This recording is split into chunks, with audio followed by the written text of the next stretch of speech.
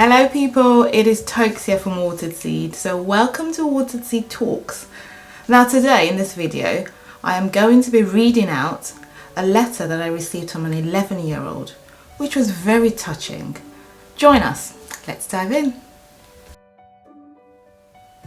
Okay, so I am going to start reading the letter. I'm going to read all of it and then I am going to go back into it and answer the questions that she's asking. Now, don't mind my hair. I have been doing some DIY to my hair myself. I've been pretty much cutting it myself, scraping it myself. So I hope it's not distracting. Thanks for joining me, guys. Now I'm going to read the email that I received from the 11-year-old, and then I'm going to go back into different sects of the email to address and answer the questions. And the reason why I want to do this is because I get questions from parents in regards to what do we do next? How then do we deal with when we feel like there is a problem, or we feel like, you know, our daughters or our children are acting a certain way? What should we do? Now, before I go into the letter, if your young daughter wants to write us a letter at Watered Seed, we're very happy to actually use one of these videos to answer the question. So I'll go back into this now and I'll dive into it. So I'm going to read it out to you. Now it says, "Dear Watered Seed, I am 11 years old and I live in London. I don't have a lot of friends at school, and the people I call my friends never want to spend time with me. I really don't think they're my friends. I have 2 other siblings and I feel most times my parents don't pay me attention. I am shouted at for my mistakes and I seem to be making more mistakes after being told off. I don't like the way I look because I think I look fat and not as slim as my friends. I really just don't like what I see in the mirror. I have discussed this with my mum and she tells me I am beautiful and not to worry about this, but I don't feel better. My mum is beautiful and I'm not. Sorry I couldn't make the last seminar. Hopefully I can make the next one." Now there are lots of things that I want to talk about in this email, but what I've done is I'm going to break them down into 3 parts so that we can understand how I answer the question. Now the first thing that this young girl has said is that she doesn't have a lot of friends at school, and the people that she calls her friends, they don't want to spend time with her. Now in an earlier video I talked about friendship and the foundation of friendship and how useful it would be if our children understood what the foundation of good friendship is. Now I talked about a lot of things, but to answer this question, what I want to say to you is that first I want you to focus on the 5 foundation of friendship, and the first one has to do with liking. Do you think that your friends like you? Do you like them? Because it is very important. Those are the first stages of friendship, and therefore the people you call your friends, you must make sure that they like you. You must know that they like you.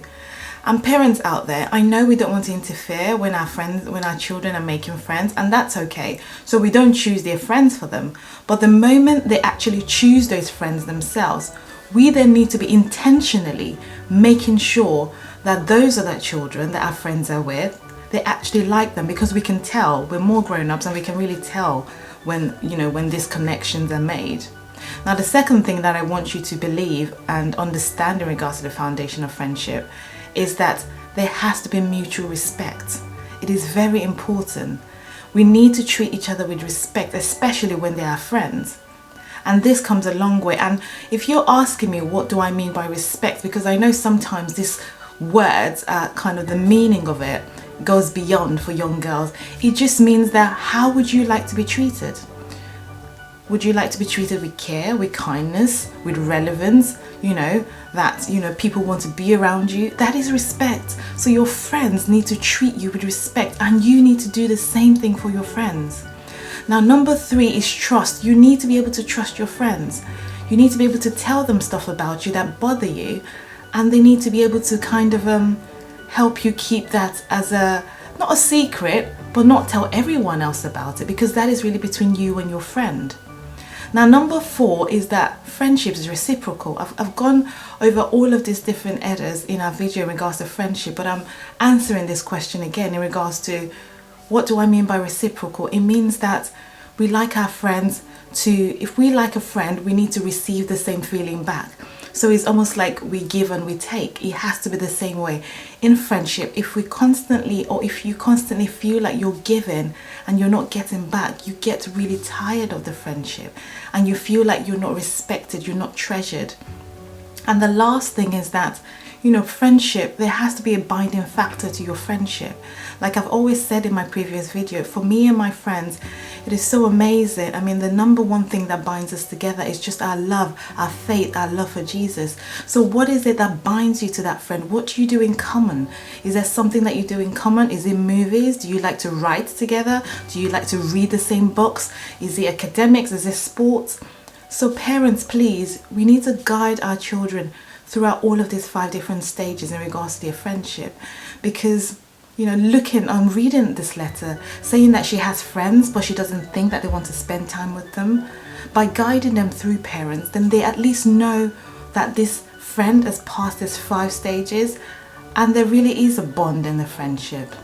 Now, number 2 point that I'm going to pick up is that she says that I don't like the way that I look. And this is a common factor. This is a common factor for adults, and this is a common factor for young girls as well. And I applaud you for writing this to me, for letting me know this is how you feel. And we need to address this as well. I mean, this falls into part of self-image. And this is a part of the conversation that I had with the girls last time when we talk about self-image, because self-image is not really about just our appearance. And again, this is a video that I've done previously when we talk about self-image. When we talk about self-image and we look ourselves in the mirror, it is not the image that is the problem. It is the way that we think about the image. And so parent out there, you're asking me, what can we do when our children, our young girls have a negative self-image? Guys, it is not an easy job, but it can be done. But the first thing that we need to understand is that the mind is the powerhouse. The mind is what controls everything else, everything that we do. The mind controls what the brain does. So to turn ourselves away from that negative self-image, we need to tell the mind the truth and what it needs to think. Let me give you an example. So let's think about the fact that I don't like the way that I look, and I worry about the way that I look. Now, we can't just say as parents, you're beautiful and that's fine and that will stick. No, our minds are smarter than that. What we need to do is we need to tell the mind the truth about the way that we feel, why we feel that way, and what we can do to make the changes. So if I felt that I didn't feel good about myself, the first thing is, what should I look like? What do I think that I need to look like? So if I'm telling myself that I need to look like every magazine cover out there, now number one, the truth about that is it is not realistic. Those magazine covers have been altered. They've been photoshopped. There's so many things that have been done to them. So I would never look like those magazines. That is number one truth. Number 2 is conversations, because I know I have conversations like this with my daughter. Now, every time we eat a meal, right, the immediate effect of that meal is that we have a protruding tummy. That is just how it works.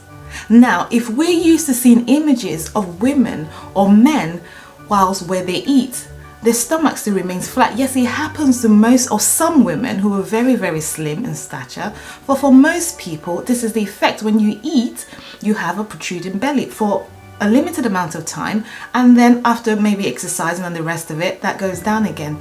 Now, that is again an image that's been built in our head in regards to what we need to look like when we eat.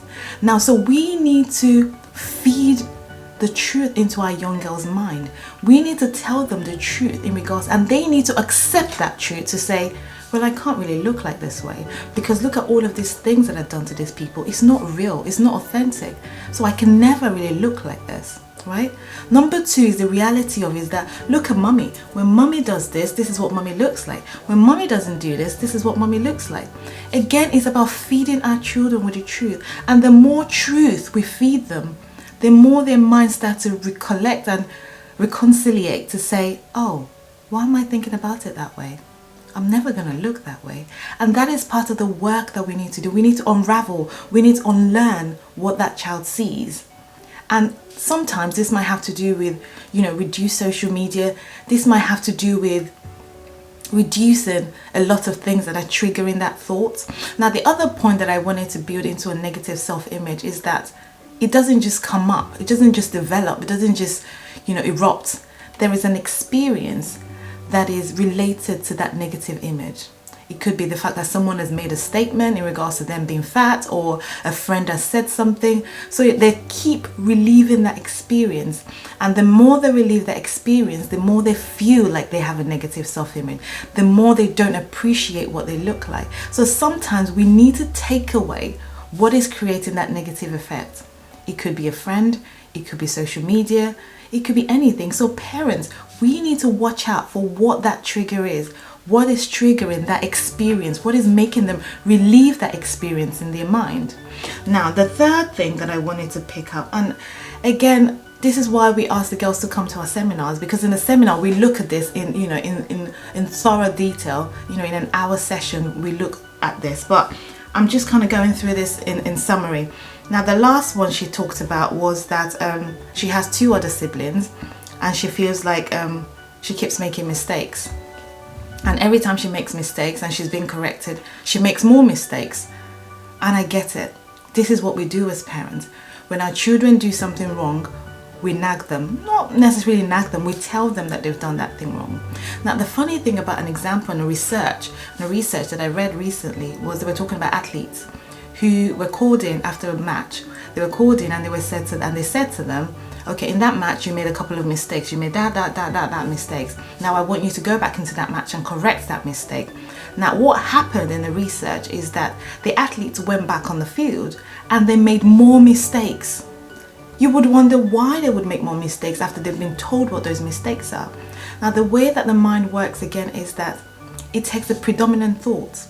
So every time we tell our children that they've made a mistake and we nag them continuously about that mistake, what happens is that becomes the predominant thought in their head.